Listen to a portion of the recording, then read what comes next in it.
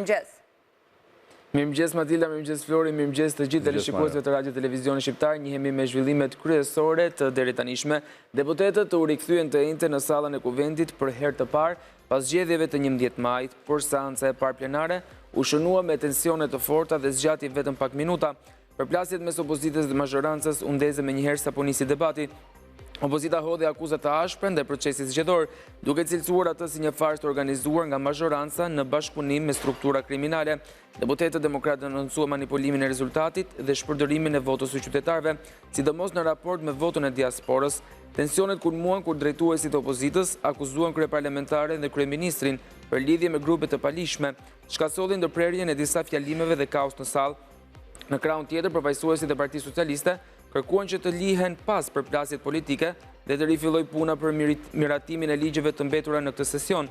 Ata theksuan nevojën për bashkëpunim institucional dhe fokus të çështjeve që kanë rëndësi për qytetarët. Megjithatë, tensionet dhe bojkotin e opozitës në votim, mazhoranca miratoi vetëm me kalendarin e punës për javët e mbetura të sesionit legjislativ, i cili pritet të mbyllet në fillim të muajit korrik.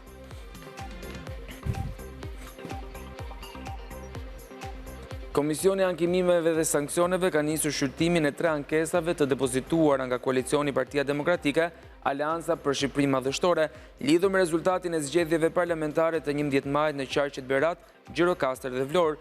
Në të gjitha rastet, opozita kërkon pavlefshmërinë e zgjedhjeve dhe përsëritjen e tyre në të gjithë zonën zgjedhore përkatëse, duke argumentuar se procesi ka qenë i deformuar dhe i pavlefshëm. Konkretisht, Partia Demokratike Aleanca për Shqipërinë Madhështore kundërshton vendimet e Komisionit Shtetëror të Zgjedhjeve për miratimin e tabelave përmbledhëse të rezultatit të votimit për secilin nga 3 qarqet, duke kërkuar zgjedhjen e pasojave përmes ripërsëritjes së zgjedhjeve.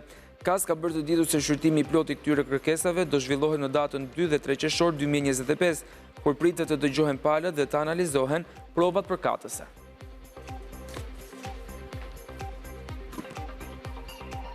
Qendra Spitalore Universitare Nën Tereza ka një drejtim të ri.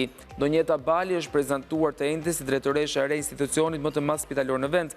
Prezantimi u bë nga Ministra e Shëndetësisë, e cila theksoi përvojën profesionale të Balit dhe angazhimin e saj për të vendosur pacientin në qendër të kujdesit shëndetësor, me një profil të konsoliduar në fushën e mjekësisë dhe menaxhimit shëndetësor. Bali pritet të marrë në dorë drejtimin e QSUT-s, në një moment ku fokusi është përmirësimi i standardeve të shërbimit dhe përforcimi i efikasitetit në trajtimin e pacientëve.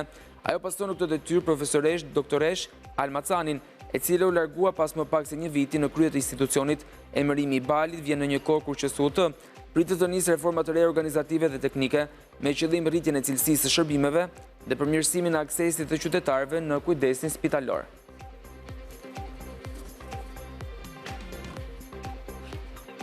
Qindra pronar bizneshes në Kosovë protestuan të njëjtën duke bllokuar rrugët kryesore që të çojnë në Prishtinë në kundërshtim të një vendimi të rregullatorit të energjisë që detyron ata të dalin në tregun e hapur të furnizimit me energji. Sipas vendimit, i cili hyn në fuqi më 1 qershor, kompanitë me mbi 50 punonjës ose një xhiro vjetore mbi 10 milion euro nuk do përfitojnë më nga subvencione shtetërore për energjinë. Kjo masë e justifikuar si një hap drejt liberalizimit të tregut dhe për afrimit me standardet e Bashkimit Evropian. Është kundërshtuar ashpër nga komuniteti i biznesit që paralajmëron rritje të ndjeshme të kostove. Kompanitë dhe mjetet të tjera të biznesit bllokuan disa akse të rëndësishme rrugore, ndërsa prania e forcave të sigurisë ishte e dukshme gjatë gjithë protestës. Sipërmarrësit paralajmërojnë se fatura e energjisë për disa kompani mund të trefishohet, duke rrezikuar qëndrueshmërinë financiare të bizneseve të vogla dhe të mesme. Ata kërkojnë një periudhë tranzitore 1 vjeçare për të mundësuar investime në burime alternative energjie, si panele diellore dhe sistemet e ruajtjes në bateri. Ndërkohë qeveria e Kosovës mban qëndrimin se zbatimi i vendimit është i domosdoshëm për të shmangur zhvendosjen e barrës financiare nga bizneset tek konsumatorët familjarë.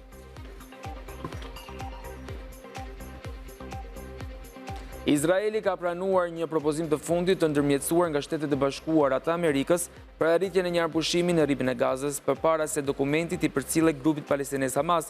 Lajmi u bë i ditur nga Shtëpia e Bardhë, duke konfirmuar se miratimi i Izraelit i ka paraprirë dorëzimin zyrtar të draftit palës tjetër.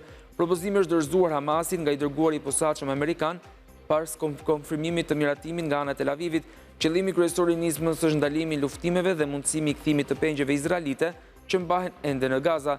Sipas Shtëpisë së Bardhë, negociatat mes palëve janë ende në zhvillim, por deri më tani nuk ka një përgjigje zyrtare nga Hamasi në lidhje me propozimin. Bisedimet janë pjesë e përpjekjeve të vazhdueshme ndërkombëtare për të ndalur për shkallëzimin e konfliktit dhe për të zbutur krizën humanitare në territorin palestinez.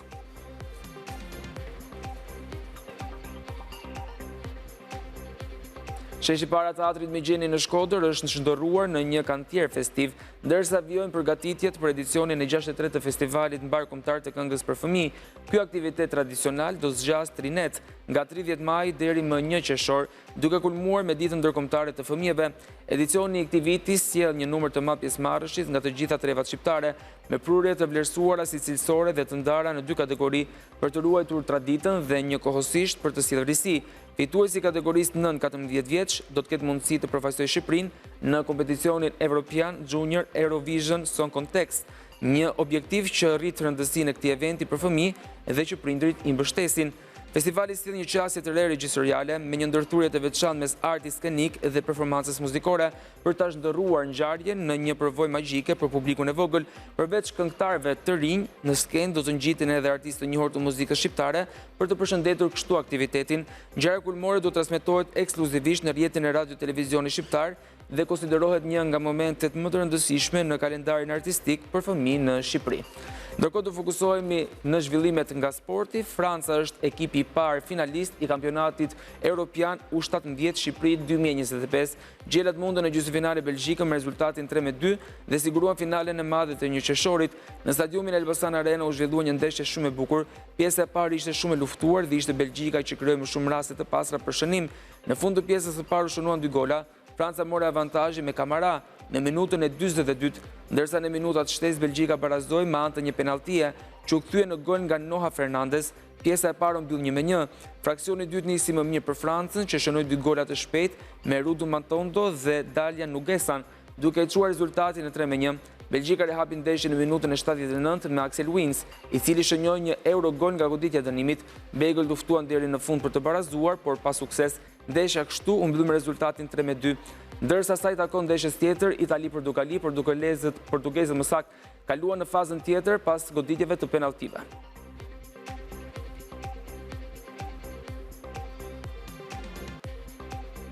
Dy penalti të pritura dhe një të shënuar. Etrit Berisha shkëlqen në finale në Kupës së Suedis me skuadrën e tij Haken në përballje me Malmon, në një sfidë që përfundoi në barazim 0-0, ku gjithçka u vendos nga gjuajtjet e 11 metrashve. Portugezi kuqezi priti 2 të tilla, të parën dhe të tretën, si dhe shënoi të katërtën për skuadrën e tij. Haken triumfoi me rezultatin 4-2 duke rëmbyer për herë të katërt këtë trofe. Berisha, i cili përveç që realizoi një penallti dhe priti 2, bëri dhe një sër pritish të rëndësishme gjatë ndeshjes dhe u shpall kështu lojtari i saj. Ndjem shumë mirë. Të gjithë djem besuam në këtë dhe pse kishim shumë lojtarë të dëmtuar, të gjithë ata luajtën nga fillimi dhe të gjithë ata hyn dhan dhe 100%. Të rinj dolën shumë mirë dhe pse ishte një ndeshje e vështirë, tani do mund të luajmë në Evropë, tha kështu Berisha.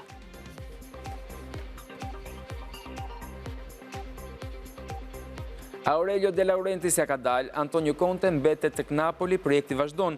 Presidenti e bindi të trajnerin e titullit për të shndruar, duke i rikthyer në stilin madhështor dhe duke i dhënë një përgjigje pozitive të gjitha kërkesave që vetë Conte kishte vënë në tavolinë. Pronari napolitanëve, në fakt, pas takimit të parë me trajnerin, jo vetëm që luajti kartën e rritjes së pagës, por gjithashtu premtoi përforcime, siç janë De Bruyne, por gjithashtu ka edhe disa lojtarë të tjerë. Ai garantoi gjithashtu rinovimin e qendrës sportive blu në Castelvolturno, në mënyrë që t'i ofrojë ekipit ambiente të denja për një klub të lartë evropian. Trajneri i është zgjatur edhe një vit kontrata me një rritje rroge për 1,5 milion.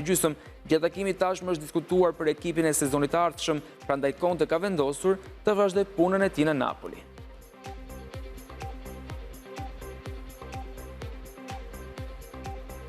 Nico Denz ka fituar etapën e 18 të Giro d'Italia. Gjermani ishte pjesë i aratisjes së parë të grupit të madh prej 30 ciklistës, nga të cilët më pas mbetën një grup prej 11 konkurrentësh, 15 kilometra nga finishi. Gjermani nisi sulmin i vetëm duke treguar se është një shkëputës dhe sprinter i mirë. Nico Denz, ciklisti i Red Bullit, mori 2 fitore në edicionin e vitit të kaluar të Giros Italis dhe u rikthye sërish në qendër të vëmendjes, një fitore e madhe për Gjermanin në etapën e 18 të Giro d'Italia, duke treguar se ai ishte më i forti dhe më i zgjuari në një ditë të dominuar nga shkëputjet. Në total kjo është fitoria e 7 e Gjermanisë si profesionist, ndërsa Mirko Masteri dhe Eduard Palkert plotësojnë podiumin e fituesve të kësaj etape. 2 vjet më parë, Nico Denz ishte një nga ciklistët më të mirë në Giro d'Italia. Ishte gjithçka përgatitur në këtë ndërprerje informative, bashkë më takofshim.